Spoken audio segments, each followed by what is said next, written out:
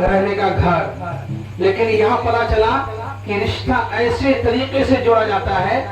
एक होता वकील, बीजू होता है दुगलिया, क्या होता है वकील जो बांटते जो जमीन नहीं बेचते हो क्या बोलते, दलाल, दलाल बोलते हैं उसको। लड़की फकीर हो कि गरीब हो, अमीर हो कि ईमानदार हो। अल्लाह के नबी सल्लल्लाहु अलैहि वसल्लम ने हज़रत अली के कौल को नकल किया। अली करमल्लाह से खुदा से पूछा गया, ए अली अगर तुम्हारे सामने में शादी का ऑप्शन आए तुम किस ऑप्शन को कबूल करोगे? हज़रत अली रज़ी अल्लाह ने कहा, अल्लाह के नबी मैं माल को हटाऊंगा, दौलत को फेंकूंगा, जमीन को ऊपर कर दूंगा, आसमान नीचे कर दूंगा, लेकिन मैं उसको फॉलो करूंगा जिसकी घर में लड़कियां नेक और साले होंगे, जिसके खानदान अच्छे होंगे। लेकिन यहाँ वो चीज नहीं होती है। सास ससुर का तो और आइटम है। अगर कोई लड़की खुदा ने खासा पढ़ी लिखी अगर घर में आ गई और आने के बाद कभी सास ने कुरान के तालीम को आगाह नहीं किया, कभी सास ने बहू को ये नहीं पूछा बेटी तू वहाँ क्या पढ़ के आई है, कभी ये नहीं पूछी बेटी नमाज क्यों नहीं पढ़ रही है। लेकिन अगर खुदा ने खासा किसी वजह से, चाहे मेरी बेटी आपकी बेटी हो, किसी पेट के दर्द की वजह से, सर के दर्द की वजह से अगर देर तक सो गई तो सास का दिमाग खड़ा हो गया, नाक के नथुने फूलने लगते हैं। हराम की बेटी और फला की बेटी यह बाप के सोने के लिए आई है, काम तुम्हारी माँ करेगी, तुम्हारा बाप करेगा। बताओ ऐसा है कि नहीं है? काम का हिसाब होता है लेकिन दीन का हिसाब कभी नहीं होता। कि बहू मेरी तू आई है तो नेक है कि नहीं है, साले है कि नहीं है, नमाज है कि नहीं है, कुरान है कि नहीं है। कसम खुदा के खैरुकुम मन तअल्लमा कुरान व अल्लमा, सबसे बेहतरीन बहू वही होती है जो कुरान के सवाब को लेकर आपके आती है। अगर एक आयत भी वो बहू आपकी कसम खुदा के घर के दरवाजे से पढ़ देगी तो कल क़यामत की वो आयत आपके लिए गवाही का सबूत बनेगा। लेकिन क्या हम ऐसा शादी करते हैं? सबसे पहले हम तो शादी का और शादी का डिमांड, उस शादी के बोझ इतना लाद देते हैं कि लास्ट में ये होता है कि बेबरकती की वजह से, बेनज़ाम के नज़मी की वजह से हमारी शादी 1-2 महीना होने के बाद आप भी फेसबुक देखते होंगे, यूट्यूब चलाते होंगे और न जाने कैसे कैसे अखबारों में देखते होंगे। कहीं पता चला कि लड़की फांसी लेके मर गई, कहीं पता चला कि लड़की जो है अपने जहर खा के मर गई। वजह क्या थी कि रात दिन अपने सास बहू के लान तान सुनते सुनते उसके दिमाग के खोपड़ी हिल गए। लास्ट में क्या कहा कि मैं यही सही नहीं होकर कुछ होकर खा के मर जाऊंगी। ये क्या है?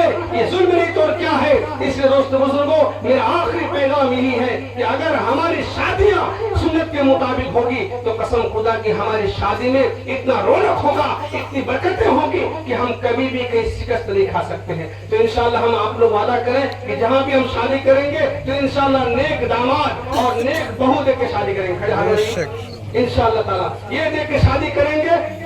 क्या बहादुर है और इरादा क्या है?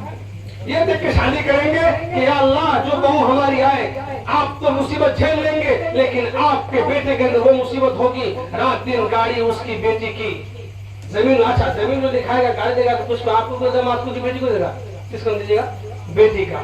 वो कहता किसका है? बेटी का। कि दामाद का होता है? किसका होता है? बेटी का।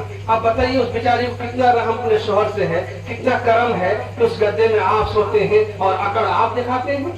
उसके बाप ने गाड़ी दिया अपाचे और चक्का हिला के आप चलते हैं और ऐसे घुमाते कि बाप आपका आसमान उड़ रहा है और कहते हैं कि देखो मैं फुल पावर में हूँ। क्या तेरा बाप दिया है क्या?